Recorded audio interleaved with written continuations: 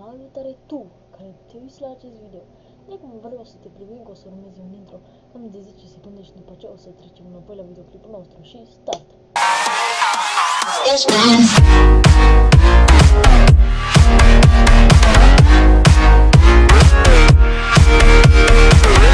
Stop! Și am revenit. Sper că ți-ai pregătit toate timpanele și acum încă mai vrei să mai vizionezi acest videoclip. Dacă nu, poți să închizi videoul de pe acum, nu prea mă mai deranjează, dar haideți să începem pe single player permanently. Și pentru cei care nu știu, permanently este în care am mai filmat, dar am dat fail că microfonul nu s-a auzit. Și aici eu sunt căutat de diamante, am găsit doar 2 diamante.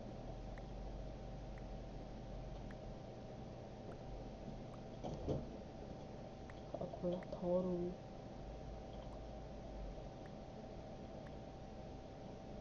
Cred că nu prea mai are rost să mai caut, că doar 2 per chunk.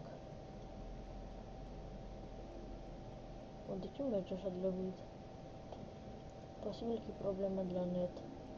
Deoarece, revenim oameni buni, chiar scuzați-mă dacă, adică tu care te uiți la acest videoclip, în general, să spunem acum, oameni, hai, Doamne, ce băbăiți ăsta. Eu nu merg pe net.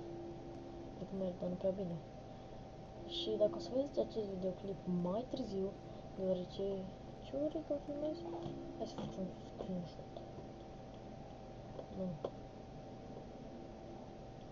Gata. E ora 10 dimineața. Și încă e lumină la mine afară.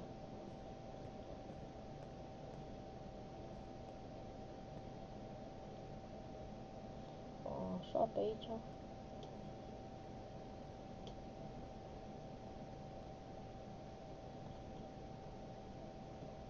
Uite ce merge așa de lăbuit. Cât de FPS avea? Am 50 de FPS-uri, 40. Ui, cât de lăbuit merge. Să-ți puțin, oare am shader-ul? Nu cred că am shader-ul pus. Mai bine nu mai văd acum. Oh, scuzați-mă pentru acest lucru.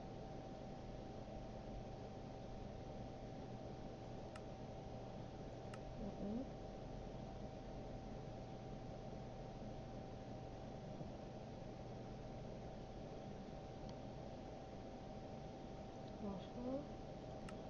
Și sper că o să revin când o să aflu problema.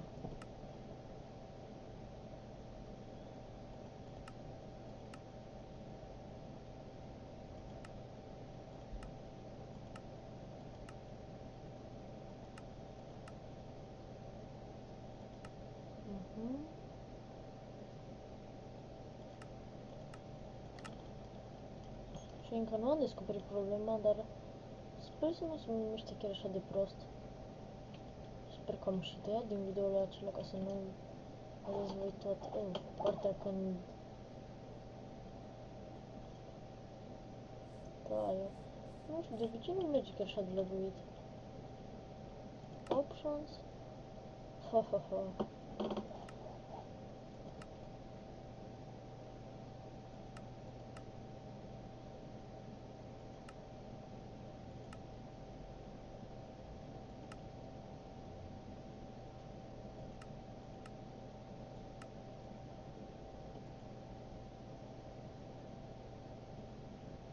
Da.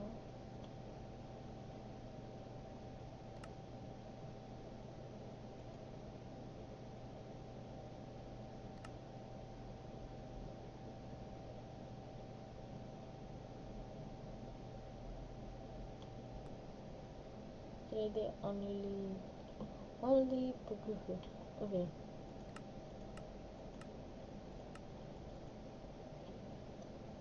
Probabil că eu filmez și Minecraft-ul merge în 250 de FPS normal și acum cred că merge puțin mai bine. Nu înțeleg, mă deranjează așa de tare că o chemarea merge destul de bine. Și încă o dată nu mai spun, în caz că o să vedeți toate părțile acelea, îmi pare rău, dar dacă am tăiat, am făcut o treabă bună. Am 41 de fier deoarece l-am lăsat să se coacă. Să se coacă. Sunt ciudat, dar remediile. Trebuie să le punem într-un item claim.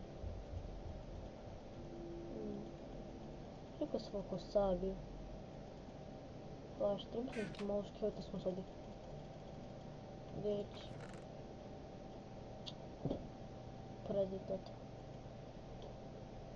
Să-mi iau toporul, să mă niște vaci și cu... sabia. Ce mai am eu pe aici? Cam atât. Oh my god. Nu știu ce mai trebuie să dau asta. Ah, cred că textura! Da. Da, textura era. Și am o singură textură, nu trebuie mai multe. Nu, tot la fel merge. Nu prea văd o diferență mare. Oh, pe singur! Holy fucking shit. Problema e netul. Nu știu de ce sunt bugurile astea frecvente. La toată lumea din bloc. De exemplu, am niște prieteni mai mulți decât mine. Stau în celălalt bloc. Cred că o să pun o poză pe Instagram. Și nu uitați, la sfârșitul videoului, ori o să aveți Instagramul pus pe pagină, adică pe Instagramul, paginile de socializare. Stai să mă încerc ceva. Nu paginile de socializare. Da, paginile de socializare să le aveți puse ori la sfârșitul videoului, ori în descriere. În descriere. În descriere cred că o să le pun mai mereu.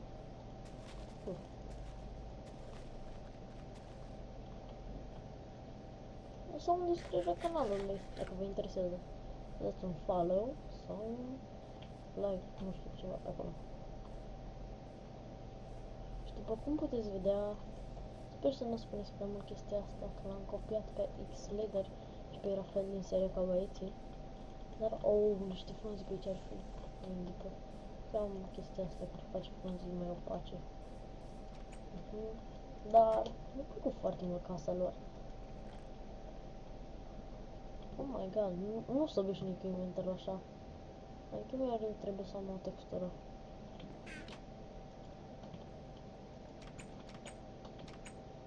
Deci, bine, îmi pare rău pentru lag. Adică nu a fost lag chiar așa de mare, dar... Ia până luna asta aici.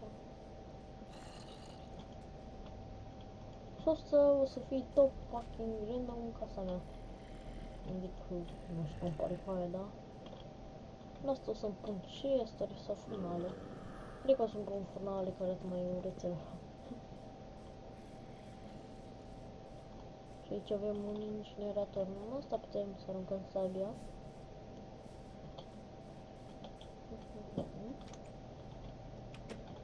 Ar trebui să fac o fontană care să facă obsidian, de exemplu.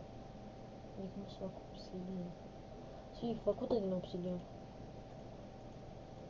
Dar haideți să facem și noi un mic proiectel. Nu știu ce vreau să fac mai exact. Adică vreau să fac incineratorul ăsta mai frumos. Că am făcut fontana aia, ați văzut cum arată? Îmi pun un cauldron, mi-am sacrificat 6 fier, 6 iron ingot, nu 6 iron ingot. Da, 6 iron ingot pentru un cauldron. Pentru un cazan de ăla. Și totuși la asta nu putem să punem deloc beții, lemn. Dar adică putem să punem pe margine dacă vrem ceva ca să nu prospăteze, dar nu prea e indicat. Fără să vreau un pufol, deci așa de mare lagul. Pe bune, trebuie să mi se repare netul azi. Mâine. Nu știu de ce, Doamne, se întâmplă chestia asta.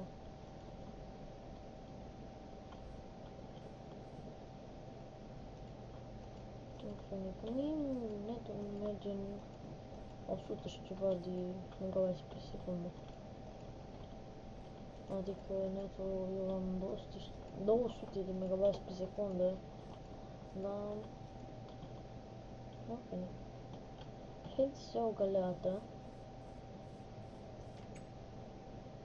O găleată vreau. Am pe aici o găleată.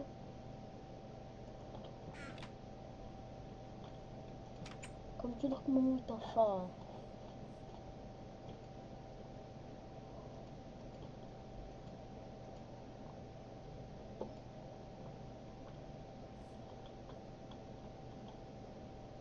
Uitați ce frumos. Acesta este incineratorul nostru de acum încolo. Haideți să spargem chestiile alea de pe acolo. Una, două. Și cam atât.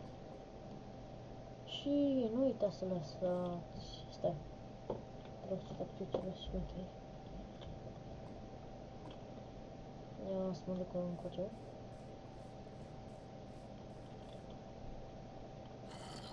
F5, nu F5 așa, F1